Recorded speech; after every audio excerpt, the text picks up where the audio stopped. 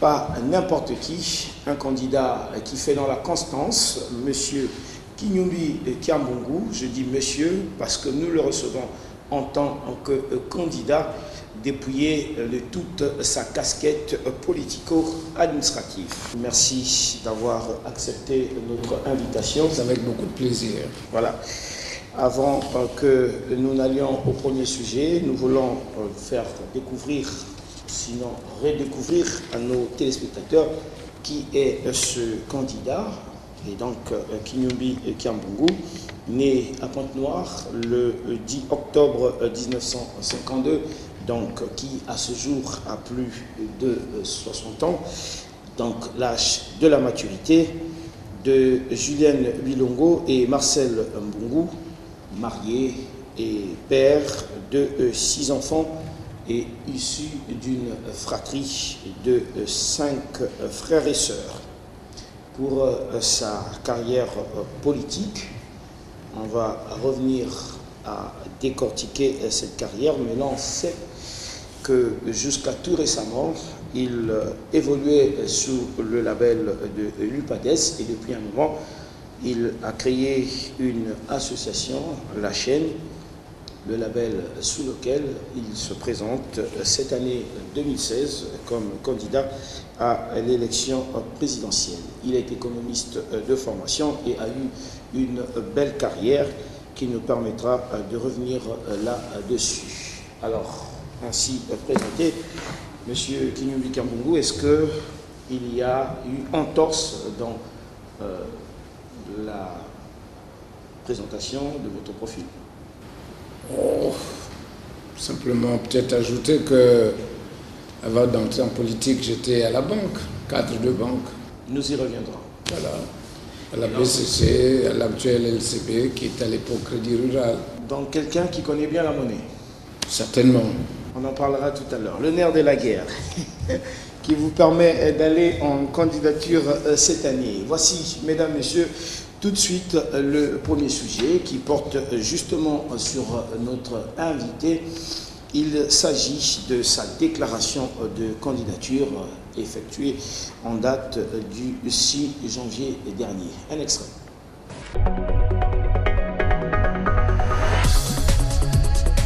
Après avoir pendant longtemps consulté et écouté plusieurs personnes de toutes conditions, les membres de la chaîne de Brazzaville comme de l'intérieur, j'ai mûri ma réflexion et j'ai résolu de vous faire une profession de foi. Je me porte candidat à l'élection présidentielle du 20 mars 2016 pour gouverner autrement. Voilà, un peu de nostalgie, sinon en vous remettant dans votre, on va dire, solennité de déclaration en ce jour de 6 janvier. Écoutez, je pense que déjà je le savais, et les Congolais savaient qu'en 2016 il y aurait une élection présidentielle. Et que nous avons été candidats en 2002 et puis en 2009, et nous savions qu'en 2016, il y aurait une nouvelle compétition électorale présidentielle. On ne vous attendait pas forcément en 2016? Peut-être, mais nous avons commencé un combat, je crois que nous poursuivons. Il n'y a aucune raison, pour le moment, de mon point de vue, qui puisse faire que je m'arrête en chemin. Et ce que je crois savoir, étant constant dans ce combat politique, puisque je prêche l'unité et que le Congo passe avant, et que je ne vois pas comment, à une élection majeure comme la présidentielle, je ne pouvais pas être candidat, quand bien même les conditions de l'organisation, de la tenue d'une élection transparente, régulière, soient réunis, mais comme nous avons dit, il faut privilégier le Congo. Et c'est l'occasion également, je crois, de visiter les Congolais au nord et au sud, puisque l'occasion de l'organisation de la tenue d'une élection présidentielle, c'est quand même le projet d'un homme avec le peuple congolais. Et étant donné que je n'ai pas arrêté de penser, de rêver, en tout cas un meilleur avenir pour le Congo, je crois que c'est également l'occasion pour aller écouter de nouveau, parler une autre fois aux Congolais, les écouter, vivre la réalité du quotidien. Que vous êtes un candidat à partir de cette constance sérieux. Est-ce que vous-même vous vous considérez comme tel? Et par là, je voudrais ajouter une question. Qu'est-ce qui a motivé cette année, au-delà de la constance, pour soutenir votre déclaration de candidature? Bon, écoutez, me dire sérieux, je pense que c'est vous qui m'observez, qui m'écoutez, qui me voyez au quotidien agir en tant que politique, de savoir si je le suis ou je ne le suis pas. Si vous le dites, c'est parce que je pense que quelque part vous avez une certaine conviction par ma façon de faire, de dire, de penser, puisque très souvent je suis en contact avec vous les journalistes et donc vous posez un certain nombre de questions auxquelles je réponds. Et je pense que quand vous parlez de constance, de sérieux, c'est que vous avez vu que depuis 2002, mon discours ne change pas. Je privilégie le Congo, son développement, son unité, mais c'est pour ça que vous dire ce qui a motivé ma candidature, bon, dans tous les cas, je suis un homme politique et sur le terrain, je vois agir les hommes politiques, je vois agir le pouvoir dans son action de tous les jours. Et de mon point de vue, la manière de gérer le Congo au jour d'aujourd'hui ne satisfait nullement les Congolais, y compris moi-même, bien entendu. Et c'est pour ça que nous avons dit, nous voulons de nouveau repartir en compétition électorale pour que nous soyons à la magistrature suprême pour gérer le Congo autrement, pour gouverner autrement. C'est pour ça que lorsque vous lirez dans les détails le projet de société que nous avons déjà préparé, que vous avez déjà vu les années passées, qu'on a rafraîchi, eh bien, nous décrions un certain nombre de choses, notamment la manière de gérer. On va y arriver là. C'est pour ça que, étant donné que nous avons une meilleure vision, nous avons, j'allais dire, des ambitions plus nobles pour ce Congo, et nous ne pouvons pas nous arrêter en chemin. C'est pour ça que nous avons dit il faut repartir jusqu'à ce que nous atteignions le but que nous nous sommes fixés pour le Congo, non pas pour nous-mêmes, mais pour le Congo et pour les Congolais. Donc une témérité qui traduit la notion de constance que nous avons évoquée tout à l'heure. Avant d'arriver aux grands axes de votre discours de déclaration de candidature sur tous les plans, politiques, économiques, social et même institutionnel ou démocratique, nous voulons, M. Kinubi Kiambungu, rappeler ou simplement annoncer que quelques points d'ancrage concernant votre candidature et donc votre profil ont été énumérés et c'est sur ça que nous allons axer nos échanges pour découvrir qui est l'homme et pour voir si réellement vous reflétez le côté candidat sérieux qui commence à trotter dans la tête des Congolais de plus en plus. Alors, pour ce faire, avant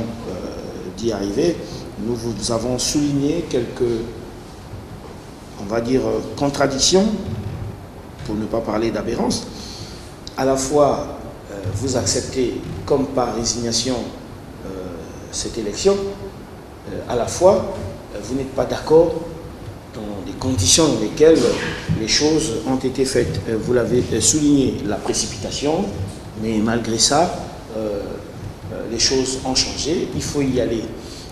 Est-ce que, à travers cette façon de faire, cela concorde avec le côté sérieux que nous avons évoqué tout à l'heure? C'est comme si vous acceptez à la fois, mais vous refusez.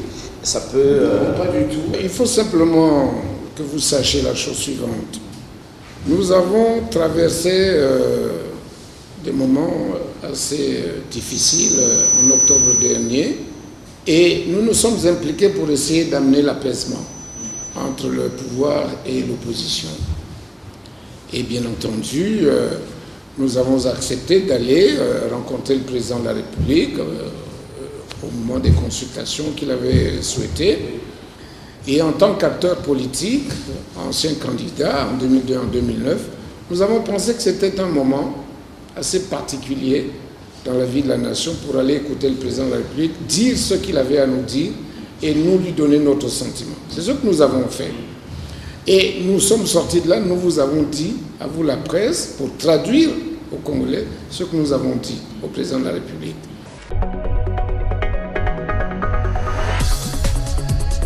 Nous nous sommes dit, en tant qu'homme, en tant que Congolais, est-ce que le Congo passe avant ou les hommes politiques passent avant?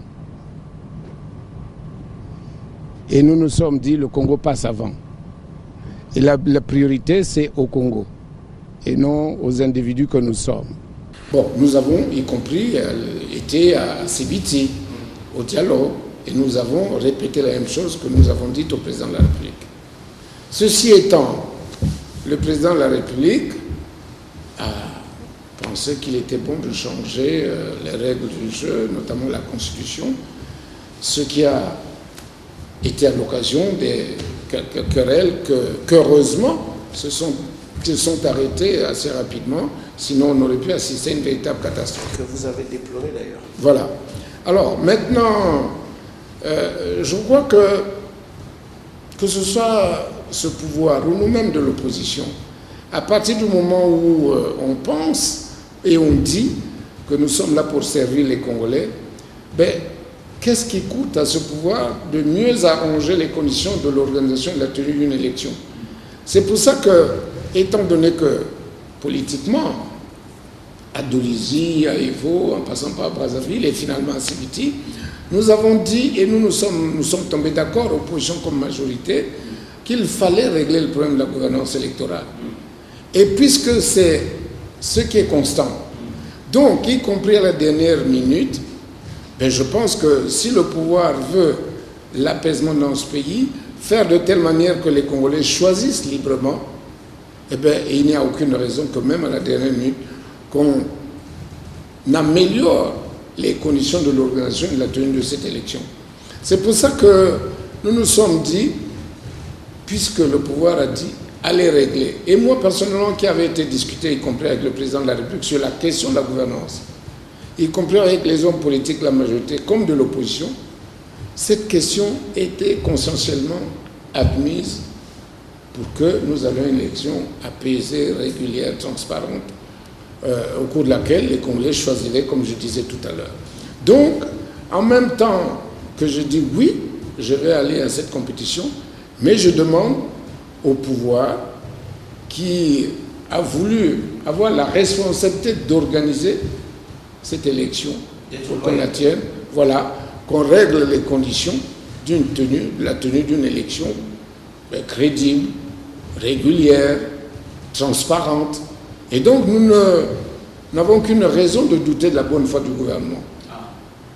C'est pour ça que nous voulons, y compris que si demain le gouvernement ne règle pas ces conditions, telles que nous l'avons acceptées, nous tous, eh bien les Congolais, la communauté nationale verra bien que finalement ce pouvoir dit une chose et fait le contraire. Vous avez fait votre part. Voilà. Que vous étiez de bonne foi. Voilà. Nous sommes de bonne foi.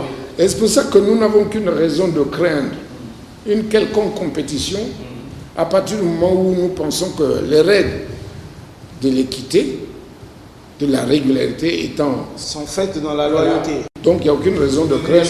Voilà. Aucune raison de craindre qui que ce soit. Voilà qui est clair. Vous avez souligné la notion de vérité en tout début de votre message de déclaration de candidature. Je vais le lire puisque j'ai le texte sous mes yeux. Je me suis fixé depuis le début de ma carrière politique, à savoir toujours dire la vérité et rien que la vérité, mais une vérité qui sera malheureusement implacable pour certains. On peut savoir de quelle vérité il s'agit. On vous connaît déjà quelqu'un qui n'a pas sa langue dans sa poche. Et si vous y ajoutez encore une vérité implacable, ça risque de faire du grabuge. Ce qui est certain, c'est que nous voulons aller à la décrispation et à la construction de ce pays. Bon, maintenant, est-ce que les actions menées par le gouvernement vont nous amener à coup sûr vers ce paradis que nous... Une issue heureuse. Voilà, une issue heureuse. Et c'est ça les grandes questions que nous nous posons, nous, en tant qu'acteurs politiques. Malheureusement, non. Malheureusement, non. Et c'est pour ça que dans le cadre des choix, la politique économique du gouvernement, du pouvoir actuel, nous ne voyons pas très bien pourquoi certains choix sont faits. Et voyez-vous, les années passées, nous avons bénéficié des surplus en ce qui concerne les budgets, les différents budgets de l'État. Nous avons épargné, semble-t-il, de l'argent. Les excédents budgétaires. Voilà. Bon, qu'est-ce qui a été fait de cette épargne? En tout cas, j'ai posé personnellement plusieurs fois la question à tous les divers ministres, mais personne ne m'a jamais rien dit à ce sujet. Les comptes, quels sont les numéros des comptes? L'argent est gardé où? Combien? Aucune réponse ne m'a jamais été donnée. C'est l'occasion de leur demander les comptes pendant la campagne. Et au jour d'aujourd'hui, nous avons malheureusement, puisque l'économie congolaise est assise sur à peu près à hauteur de 70% sur les recettes budgétaires, pétrolières, pardon, eh bien, nous connaissons la situation du pétrole aujourd'hui sur le marché. Nous avons appris ce matin que le baril de pétrole était descendu en dessous de $30. Bon, or, le contrat de partage, c'est que d'abord on décote d'abord le coût de production et donc on se partage ce qui vient au-dessus. Que nous restera-t-il? Or, au jour d'aujourd'hui, je crois savoir que plus rien ne rentre dans les caisses du trésor public. Alors, qu'est-ce que nous allons devenir demain? C'est ça les réalités dont je parle. Vous avez peut-être la solution? En tout cas, pour le moment, nous en sommes d'abord là, mais ce n'est que sur le terrain que vous verrez agir l'homme politique que je suis, celui qui pense au bien-être de ce Congo et de ces Congolais. Donc nous ne voyons pas comment nous ne pouvons pas dire aux Congolais la réalité. C'est pour ça que nous avons dit, y compris dans cette déclaration de campagne, que les jours à venir seront difficiles et les Congolais doivent le savoir. D'accord.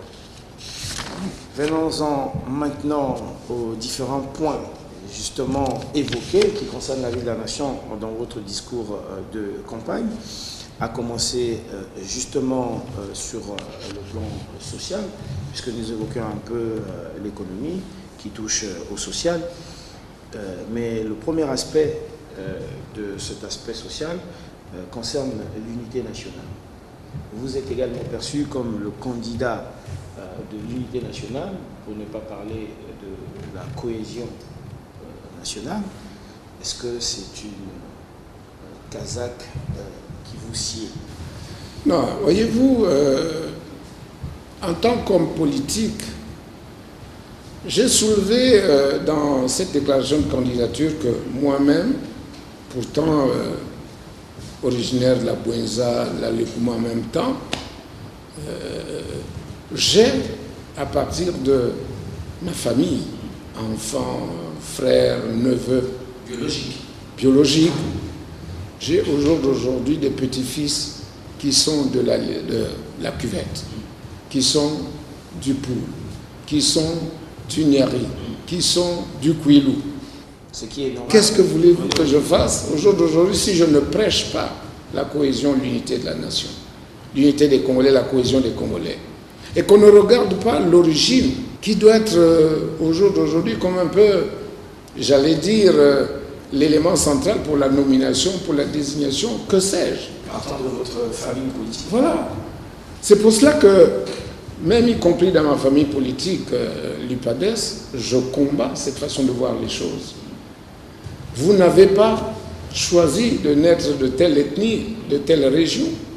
Pourquoi alors à ce moment-là, on verrait, si vous n'êtes pas de mon ethnie, vous n'avez droit à aucune responsabilité parce que vous n'êtes pas de mon ethnie. Et puis, quand on gère la cité, comme c'est le cas du pouvoir actuel, on ne peut pas laisser faire un certain nombre de dérapages par le gouvernement, par un ministre, quel qu'il soit. J'ai cité l'exemple dernièrement des jeunes qu'on avait envoyés, je crois, à Cuba. Et il y avait 500 jeunes qui avaient été présélectionnés pour aller faire la médecine, mais les choix étaient mauvais. On avait privilégié, je ne sais pas quelle ethnie, quelle tribu, quelle région, mais ça ne peut pas. Ça ne peut pas se faire comme ça. Et les compétences, au jour d'aujourd'hui comme demain, ben, il y en a dans toutes les régions. Il y en a dans toutes les ethnies. Croyez-moi. C'est pour ça que je ne veux pas que ces choses-là perdurent. Que les gens qui surtout ont accepté de gérer la cité pour le bien-être des Congolais, que nous sommes tous. Je ne vois pas pourquoi on choisirait une ethnie, on choisirait une tribu, on choisirait un district. Non, il n'y a aucune raison. À vous entendre, c'est tellement beau qu'on a envie, les yeux fermés, de vous donner la communion. Je parle là à un chrétien, vous comprenez la figure de style, hein, donc l'image utilisée. Attendez que je termine ma question, vous répondez. Est-ce que vous n'avez pas simplement bénéficié des concours de circonstances qui ont fait que, bon, la question de l'unité nationale par rapport à nos divisions, à nos différences, se sont trouvées sur la table et en stratège politique, eh bien, vous avez fait de la récupération pour se servir de ça comme argument de campagne. Non, pas du tout. Foncièrement, dans votre nature, comme vous avez évoqué vos origines familiales. Écoutez, quand je vous le dis, je n'exagère rien du tout et je n'ai aucune raison pour dire des mensonges. Quand vous viendrez chez moi, un de ces jours, vous entendez mes petits-fils vous parler en boshi. Qu'est-ce que j'en fais? Je ne vais pas le jeter au fleuve.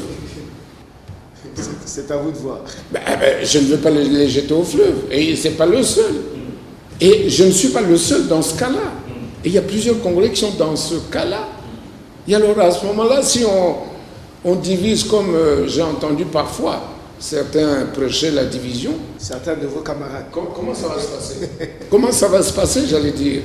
Bon, certainement que quelque part, ils ont des raisons de dire, mais si le monde devient un village planétaire, pourquoi voulez-vous qu'un petit pays comme le Congo de 342 000 carrés, 42 000 km carrés, se divise en deux ou en trois, que sais-je?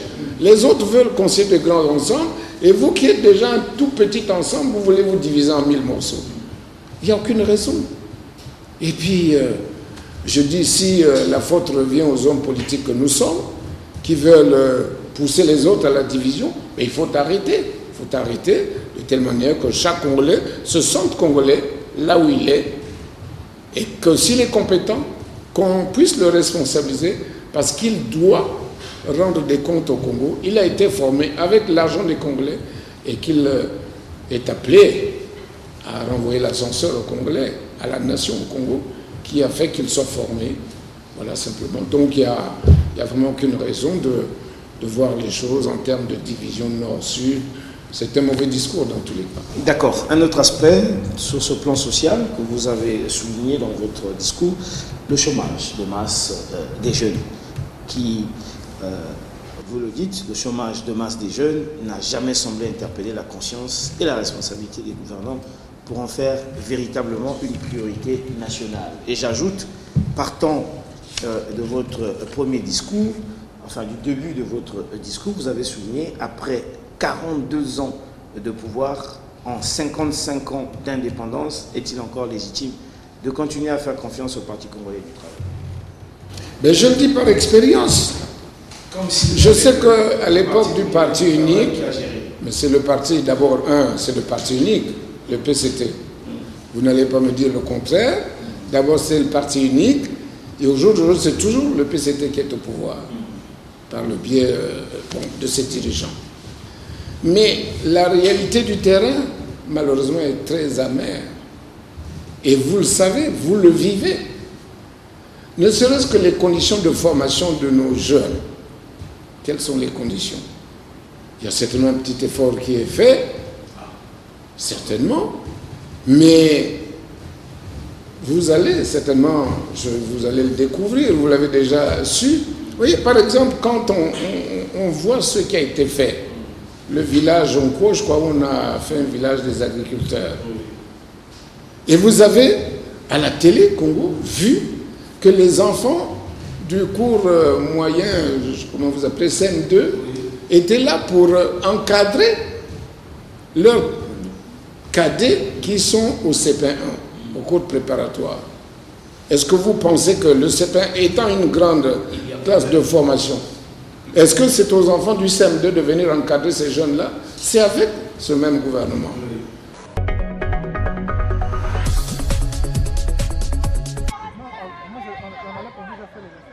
C'est une école primaire qui n'a pas d'enseignants, presque pas d'administration. Seule la directrice de l'école fait un peu de tout. Et comme elle ne peut pas totalement tout faire, dans des classes des plus petits, ce sont des élèves de niveau supérieur, CE2 en l'occurrence ici, qui font d'office de surveillante. Quand on vient à l'école, il n'y a pas d'enseignant, seulement une seule enseignante, mais il n'est pas ici. Et vous là, vous faites quoi? Ici, on vient, on surveille les débutants et les suppléants. Depuis la rentrée, ils viennent, ils repartent, souvent sans avoir fait cours. Ainsi va l'école primaire d'un coup. Et comme par miracle, ils viennent de passer les examens et on vient de proclamer les résultats. Allez savoir. Certains parents ici ont dû retirer leur progéniture de l'école pour les envoyer à Brazzaville. Une situation préoccupante qui inquiète. Ça, c'est le problème qui nous fait souvent mal, parce que nous, au moins, on a été sur les bancs de l'école, bien qu'on n'ait pas arrivé plus loin, mais nos enfants, on se rend compte qu'on nous forme des totos. Bon, dans 2 matins, ces enfants-là, qu'est-ce qu'ils vont devenir? Vraiment, on nous avait bien promis, arriver au nouveau village, tout ça, vous aurez tout ce que vous aurez besoin de... Oui, vous en aurez, mais arrivé ici, il n'y a plus vraiment rien. Dans la plupart des salles ici, le souci de tous ces élèves est le même. Depuis la rentrée, il n'y a que la maîtresse là qui enseigne.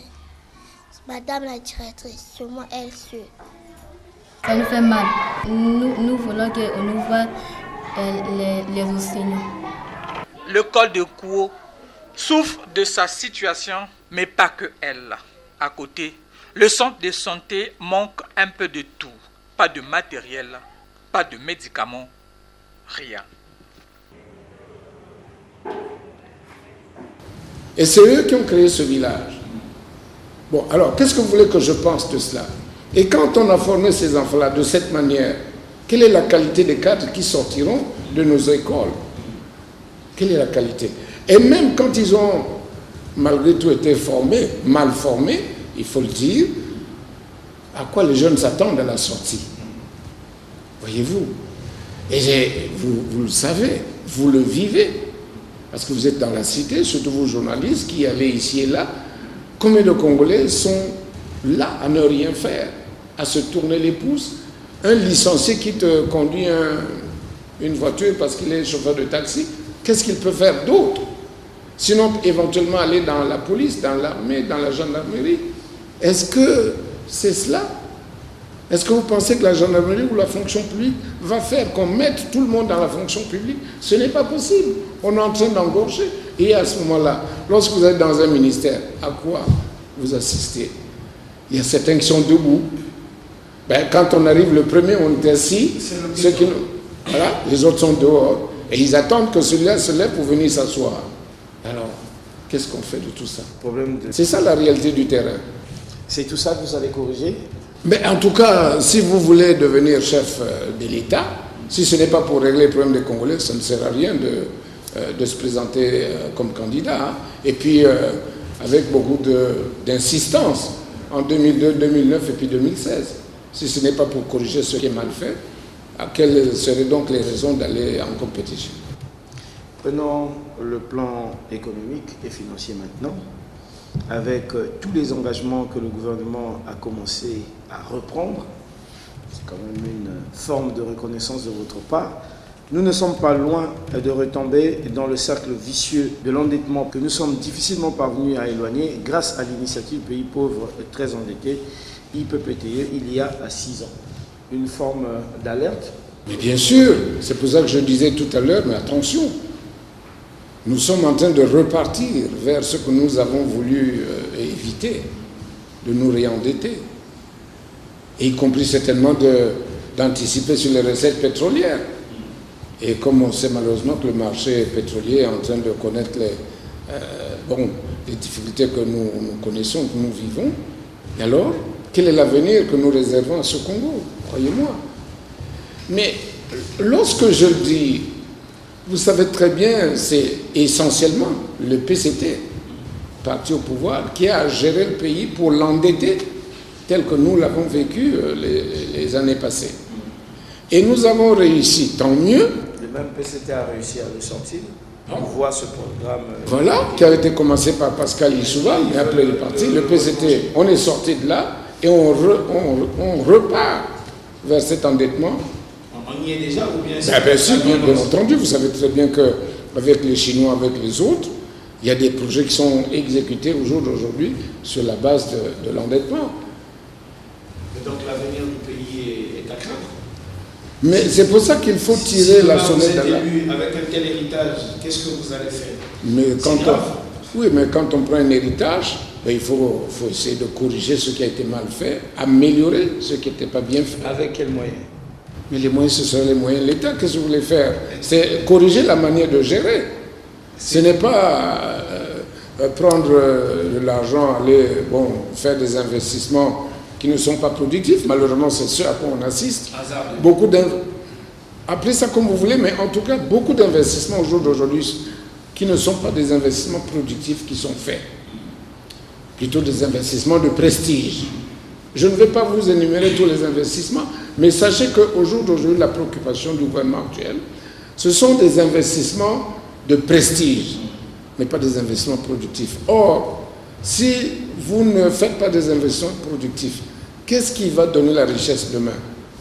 C'est pour ça que la diversification de l'économie passe par les investissements productifs et non les investissements de prestige, stade de football, tout ce que vous voulez. La présidence...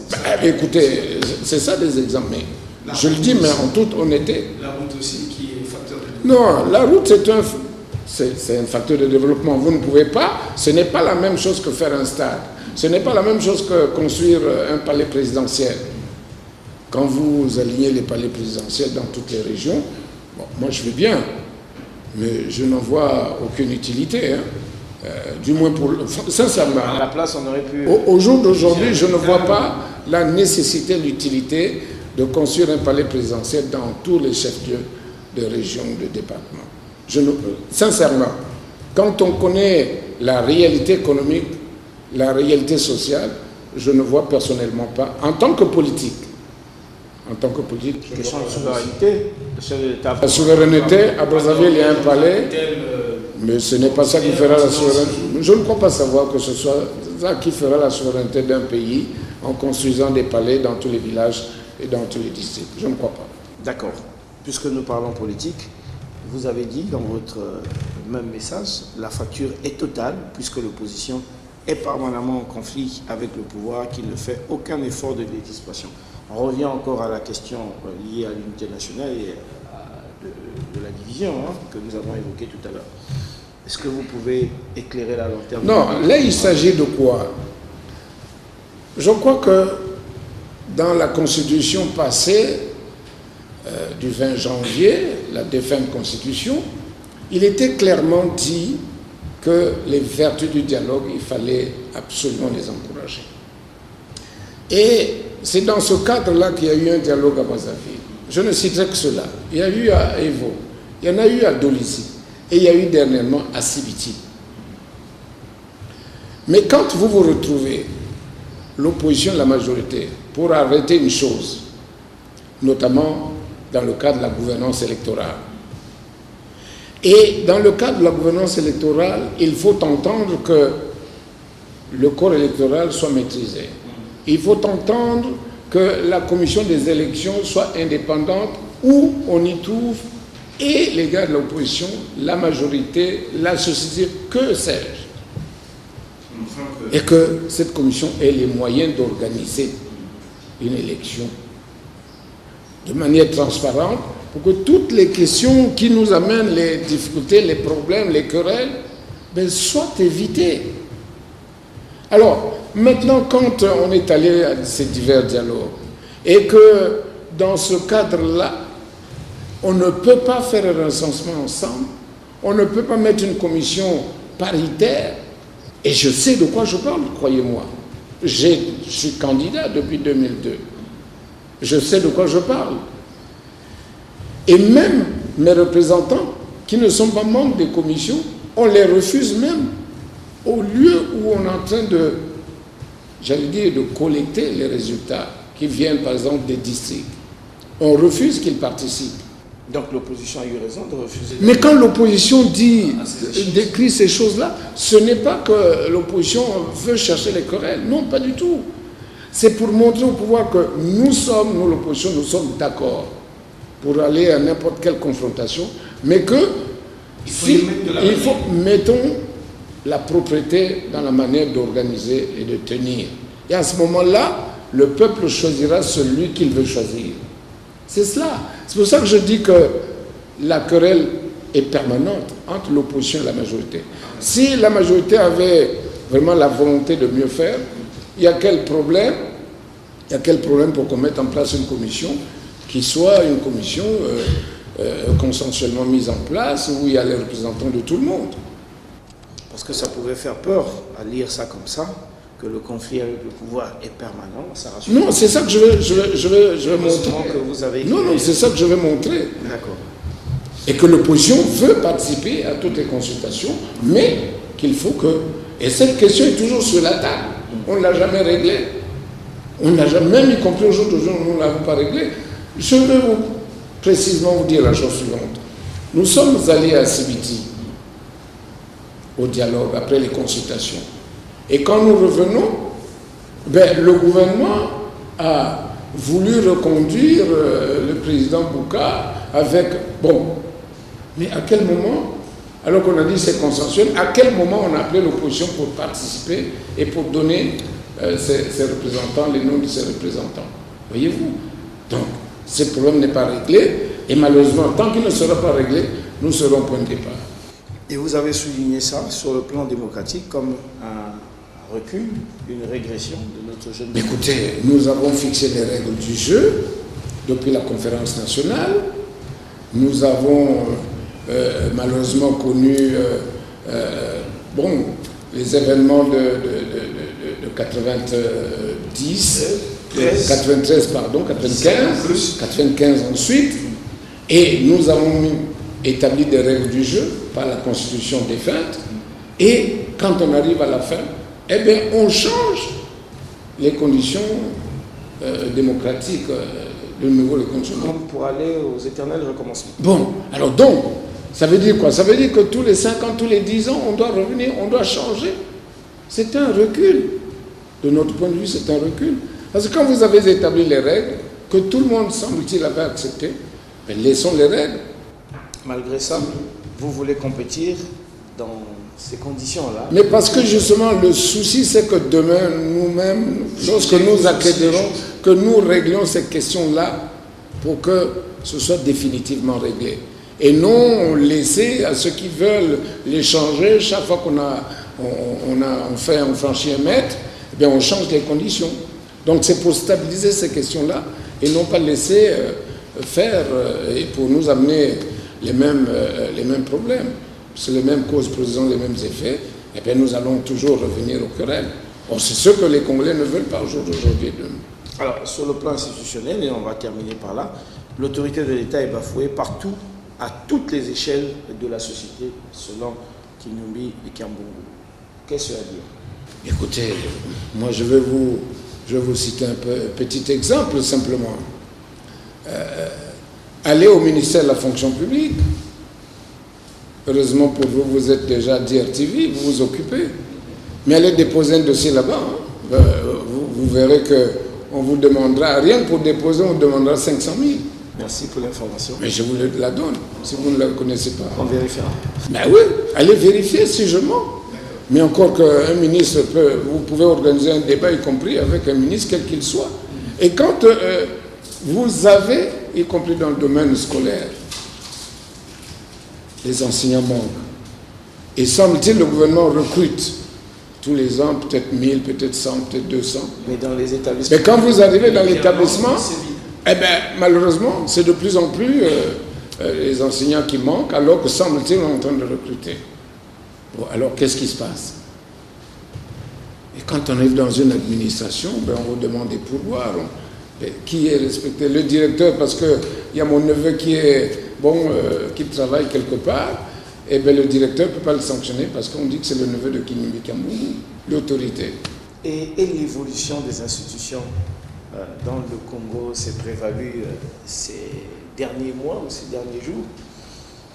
Là, nous avons parlé des institutions en tant que fonctionnement de l'État de façon générale, mais disons, il faut, politique notamment. Il faut, de notre point de vue, il faut que les institutions fonctionnent. Je ne vais pas vous donner des exemples, je peux vous en produire. Malheureusement, sur chaque institution, je peux vous produire un petit fait. Vous avez, par exemple, le Parlement. Moi, personnellement, je ne suis pas contre que la majorité ait la majorité au Parlement ou à l'Assemblée nationale pour dire. Mais est-ce que cette institution fonctionne comme contrôleur de l'action du gouvernement pour aider même son propre gouvernement? C'est pour ça qu'on a changé de constitution. Pour redonner le plein pouvoir au Parlement. Mais même quand on aura donné plein pouvoir, où est-ce qu'il n'y a pas les pouvoirs? Aux États-Unis, on ne démet pas un gouvernement. Mais est-ce qu'il n'y a pas de pouvoir fort là-bas? Parce que... On a le pouvoir du Congrès aux États-Unis. Alors, le Congrès a décidé. Et voilà. Et pourquoi l'Assemblée nationale demain ne peut pas dire le gouvernement prend une mauvaise option, eh bien nous arrêtons ça. Ce n'est pas forcément faire du tort à son propre pouvoir, je ne crois pas savoir. Vous voyez, nous-mêmes en tant qu'Assemblée nationale, donc contrôlons l'action du gouvernement, peu m'importe que moi, président de la République demain, que les gars de la majorité, si j'ai la majorité bien sûr au Parlement, disent: Monsieur le Président, cette loi, nous ne pouvons pas la faire passer pour telle raison, pour telle raison. Et à ce moment, nous regardons. Il faut que l'institution fasse proprement son travail. Même si ce n'est pas forcément pour créer une situation politique, mais la majorité peut se retrouver pour dire: là, ce n'est pas bon. Parce que les parlementaires que nous sommes sur le terrain. Et tout le territoire est couvert par les parlementaires, notamment les députés, pour parler plus directement. Mais donc, ces députés connaissent la réalité du terrain. Et quand ces députés reviennent à l'Assemblée pour dire la réalité dans leurs différentes circonscriptions, eh bien, je crois que le Parlement, l'Assemblée nationale, par le biais de la majorité présidentielle, peut faire parvenir au gouvernement les difficultés dans le pays. Et à ce moment-là, tenir compte de cette réalité pour corriger. Or, si l'Assemblée nationale ne joue pas son rôle, à ce moment-là, comment ça se passe? C'est donc une bonne chose que les institutions aient évolué à travers la nouvelle constitution. Oh, c'est d'abord la volonté politique, croyez-moi. Nous pouvons tout installer. En 92, je vous rappelle, nous avions le régime semi-présidentiel, semi-parlementaire. Pourtant, il y avait une assemblée forte qui pouvait démettre un gouvernement. Mais qu'est-ce qu'on en a fait? C'est un système mauvais. Vous le savez. Aussi bien que moi. On a vécu une expérience comme ça. Voilà, et on a dit c'est mauvais. Bon, 15 ans après, on dit, ou 20 ans après, oh non, il faut revenir parce que c'est mieux. Bon, écoutez, c'est pour ça que je disais tout à l'heure, c'est bien le PCT de penser, mais il faut que le PCT pense bien juste pendant longtemps, mais non pas... bien sûr, il faut être constant. Donc, ce n'est pas le même PCT qui disait c'est un mauvais système, et maintenant on revient 20 ans après pour dire c'est le meilleur. Alors que l'ancien, il n'y en a nulle part. À part au Congo, il n'y en a nulle part. Pas de constance. Voilà. 20 ans après, on dit non, c'est mauvais, donc il faut revenir. C'est ça, donc c'est ça l'évolution. Il faut que chaque institution joue son véritable rôle d'évoluer au terme de la constitution qui régit notre pays. Donc que ce soit l'ancienne, que ce soit la nouvelle maintenant, il faut qu'on aille au bout de la logique, que les institutions fonctionnent. Et ça permettra, y compris au pouvoir central, de mieux fonctionner, enfin au gouvernement, de mieux fonctionner, de mieux gérer la cité. Lorsque chaque parti joue son rôle, bien jouer son rôle, je pense que ça aidera le décideur politique qui est là. L'éthique en politique, donc le politiquement correct, appelle aussi à l'attitude éthique et morale des individus qui sont acteurs politiques que vous êtes. Par là, nous voulons aborder toucher un peu à votre intégrité, puisque vous êtes candidat, puisque vous dénoncez les mauvaises façons de faire des autres. Vous, qu'est-ce que vous offrez à ce souverain primaire auprès de qui vous voulez solliciter le suffrage? Il faut que l'homme politique respecte le bien public et qu'il gère le bien public en bon père de famille et non pas se tailler des privilèges parce qu'on est là, on gère et que le plus grand nombre ne se retrouve pas dans la gestion de la chose publique. Voyez-vous,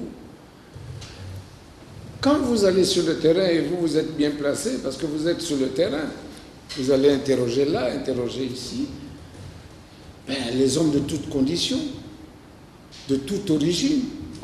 Mais je pense qu'au jour d'aujourd'hui, c'est une désillusion des Congolais de manière globale. C'est la désillusion par rapport à la manière de gérer la cité au jour d'aujourd'hui. C'est pour ça qu'il faut la corriger. C'est en cela que vous inspirez confiance au peuple congolais.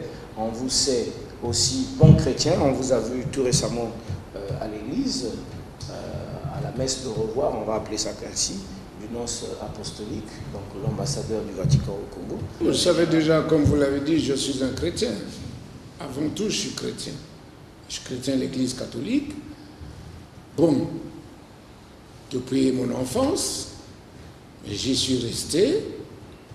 Et je crois que d'abord, en tant que chrétien, ce qu'il faudrait que vous sachiez, c'est que Dieu a créé l'homme à son image et à sa ressemblance. Et quand on pose la question de savoir quel est le plus grand commandement, c'est aimer Dieu de tout son cœur, de toute son âme. Et celui qui lui est proche, c'est aimer son prochain comme soi-même. Et je crois que c'est Saint Paul qui dit, quand on fait son travail, il faut bien le faire. Il faut le faire avec amour. Et comme il faut aimer son prochain comme soi-même, comme on ne peut pas se faire du tort, donc si vous aimez votre prochain comme vous-même, vous ne pouvez pas faire du tort à votre prochain. C'est-à-dire quoi? C'est-à-dire que quand vous gérez, vous voulez bien vivre, il faut, quand vous gérez, puisque vous le faites avec amour, pour votre prochain que vous aimez comme vous-même, donc vous allez gérer la cité pour que, y compris vos concitoyens, trouvent le bonheur auquel vous aspirez vous-même. Les Congolais peuvent espérer que c'est sur cette base de chrétienté que demain, si Kinyumbi Kambungo est élu, il va gérer le pays. Mais écoutez, vous n'avez aucune raison de penser que si j'ai des valeurs, que ces valeurs vont changer parce que je vais devenir président de la République. On connaît la notion corrosive du pouvoir. Le pouvoir corrompt, on le sait. Je crois que vous avez aussi vu dans d'autres pays des gens qui ont été jetés en prison et quand ils arrivent au pouvoir, un mandat après, il dit « je laisse ».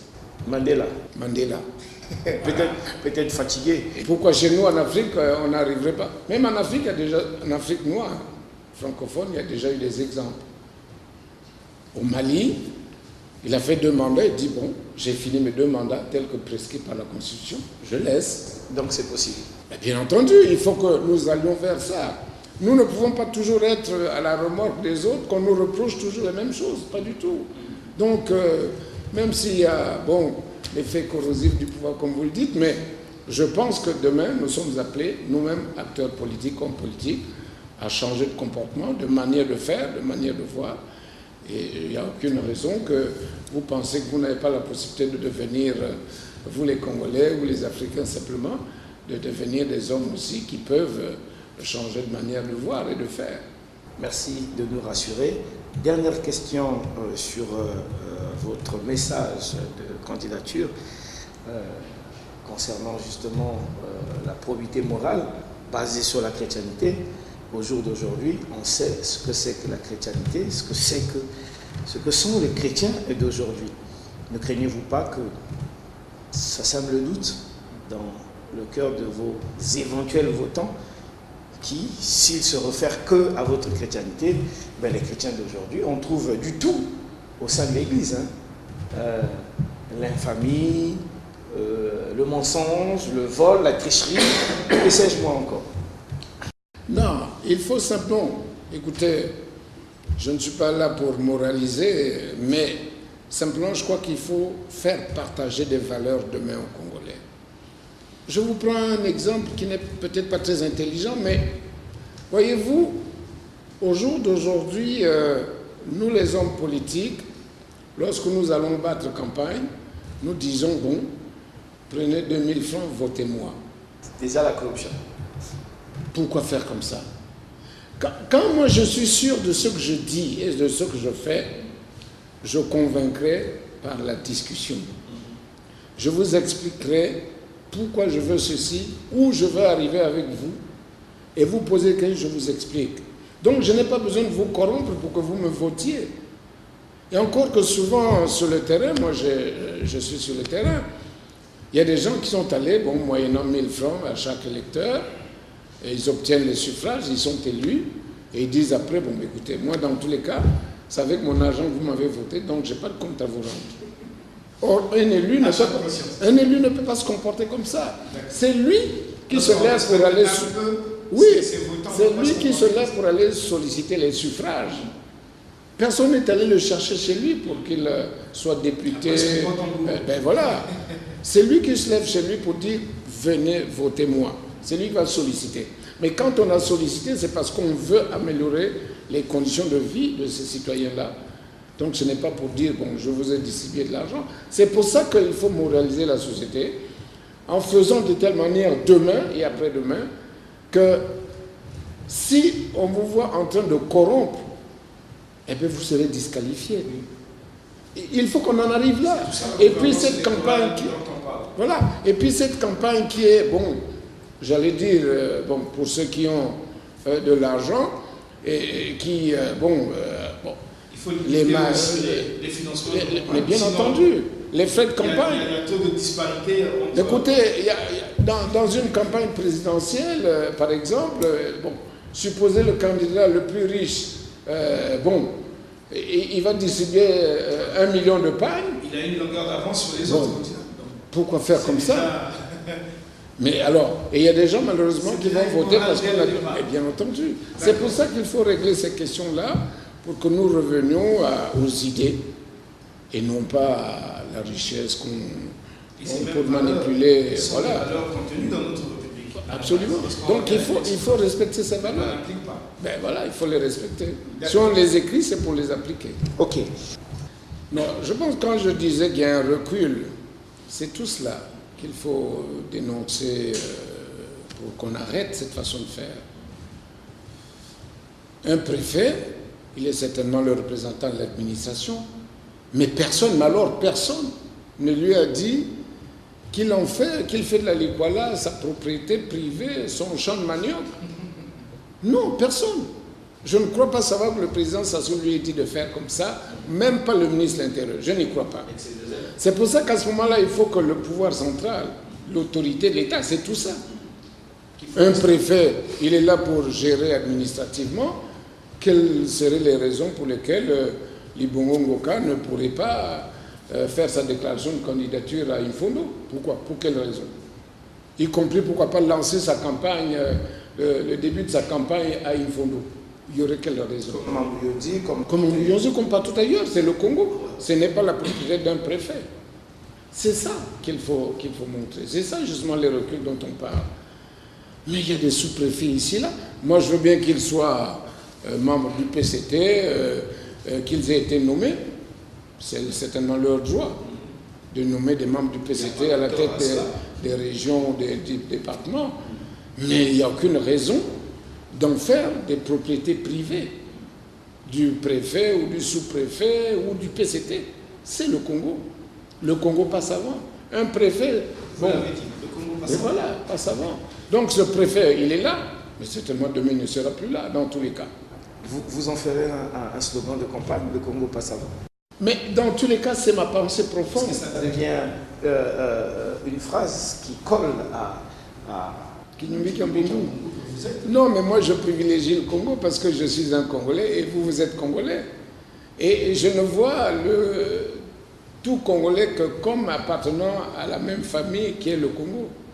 Donc il n'y a qu'une raison que je vois en vous un homme du Nord ou du Sud. Moi, ça ne m'intéresse pas. Vous avez des valeurs, vous avez une intelligence, vous avez des compétences. Pourquoi vous verrais-je comme quelqu'un qui n'a pas de compétences parce qu'il n'est pas de mon ethnie? Nous pensons que ça pourrait faire un bon slogan de campagne. Certainement. Mais ce qui est sûr, pour moi, le Congo pas savant, je privilégie le Congo. Et tous les hommes politiques, quelles que soient nos appartenances de tout genre, il faut privilégier le Congo. C'est nous qui avons choisi de servir le Congo. Mais si vous ne mettez pas le Congo avant, et pourquoi alors vous êtes homme politique? S'il n'y avait pas de Congo, il n'y aurait pas d'homme politique congolais. De personnes. C'est un choix volontaire. Voilà, c'est un choix volontaire. C'est moi qui demande à servir le Congo. Ben, sers le Congo. Voilà, c'est tout. Mais ne sers pas ton ethnie ou ta femme ou tes enfants. Sers le Congo et les Congolais. Voilà, on va partir au début de cette émission en prenant le nouveau village comme exemple. L'occasion que vous y donnez. Bon, l'idée peut-être de fond n'était pas mauvaise de créer ces villages. Un peu à l'image de ce qu'on voyait à l'époque, certainement en Israël, les kibbutz ou en Union soviétique. Qui sont voilà. Donc l'idée n'est pas mauvaise. Oui. Bon, maintenant, dans la pratique, qu'est-ce qui est fait? C'est ça. Ils ont convenu de faire de telle manière que ces paysans, ces populations qu'on a recensées ici et là, vivent dans un village, produisent et qui donnent la production à l'État, qui vend cette production pour leur donner une partie du produit de ces productions. Malheureusement, si ces populations se soulèvent, il y a bien une raison. Et je crois qu'ils ont dit qu'on ne leur retrocède pas ce à quoi ils ont droit. Bon, supposons que nous-mêmes, pays, le Congo, nous étions avec les pétroliers dans cette manière de faire.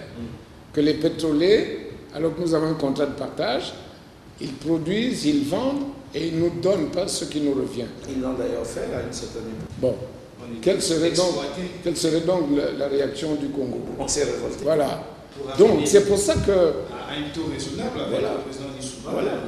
C'est pour ça qu'il faut, surtout pour un pays, encore que je ne sais même pas, c'est pas beaucoup de milliards, je ne crois pas savoir.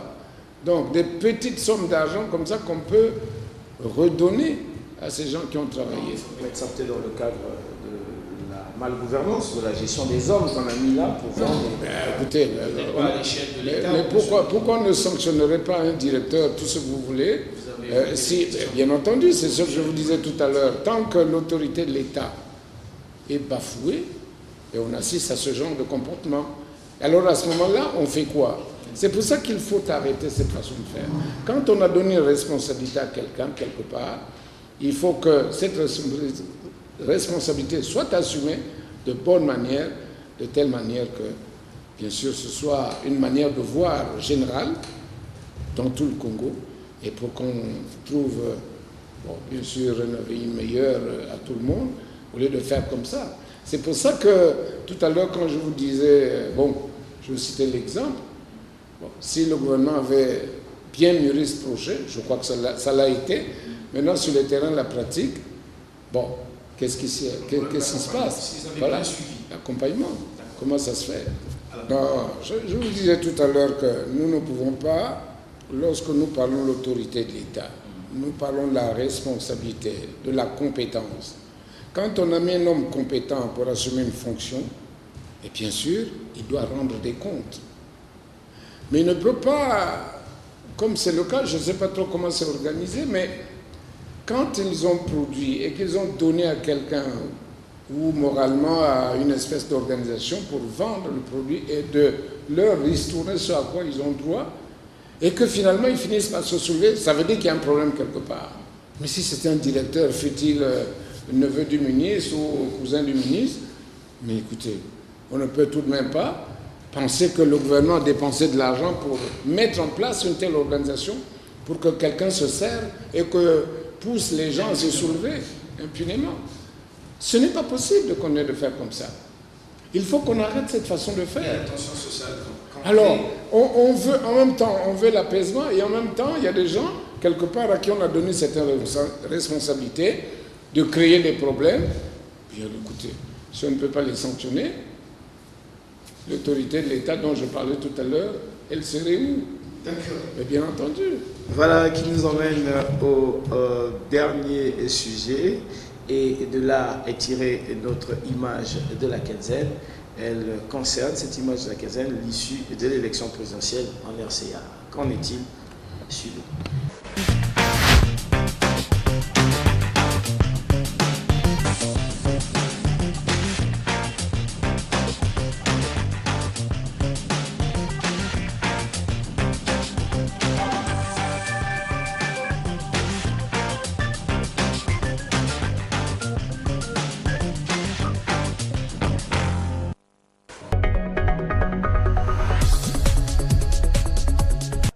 Le processus électoral suit son cours en République de Centrafrique. Le duel pour la présidence opposera deux anciens premiers ministres, Anissé Georges Dologuélé et Faustin Archange Touadéra. Économiste de 58 ans, Anissé Dologuélé, perçu comme l'un des favoris de l'élection, a obtenu 23,78% des suffrages devant son rival Faustin Archange Touadéra, crédité de 19,42% selon les chiffres de l'autorité nationale des élections.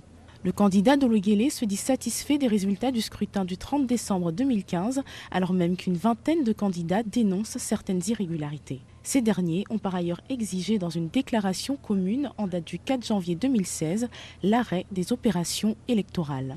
Il y a toujours des irrégularités et l'organisation par l'ANE a connu quelques faiblesses.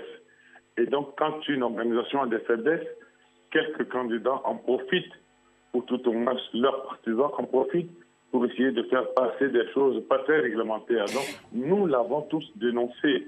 Maintenant, les personnalités vont s'adresser à la Cour constitutionnelle, comme chacun de nous, pour relever les irrégularités. La satisfaction d'être au premier tour, d'être le premier sorti des urnes pour le second tour, n'empêche pas que quand il y a des irrégularités, mais concernant mes candidats aux élections législatives, que nous ayons que nos équipes de juristes qui travaillent sur ça.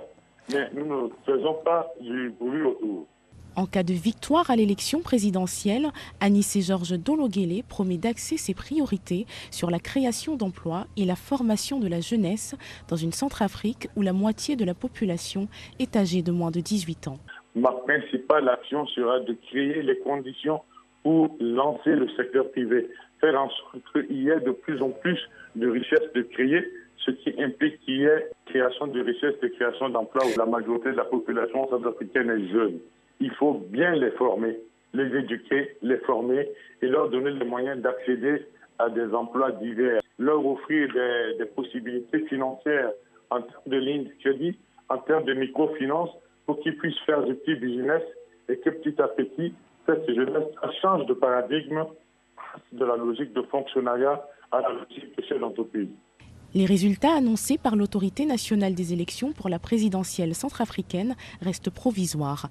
Le gouvernement centrafricain a quant à lui affirmé qu'il n'était pas question d'arrêter le processus électoral.